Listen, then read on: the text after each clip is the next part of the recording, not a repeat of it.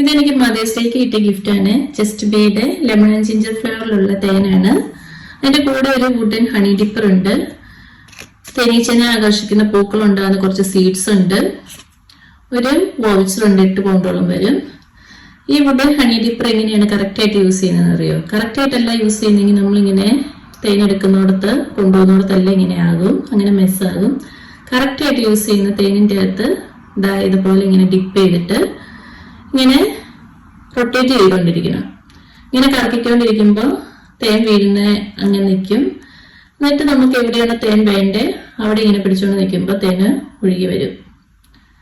ഉണ്ടോ? വീണ്ടും തേൻ സ്റ്റോപ്പ് ചെയ്യേണ്ടപ്പം ഇങ്ങനെ റൊട്ടേറ്റ് ചെയ്യുന്നു. പിന്നെ എവിടെയാണോ തേൻ വേണ്ടേ അവിടെ ഇങ്ങനെ പിടിച്ചുകൊണ്ട് നിൽക്കണം. ഉണ്ടോ വീഴുന്നേ? ഇതുപോലെയാണ് കേട്ടോ കറക്റ്റായിട്ട് യൂസ് ചെയ്യേണ്ടത്.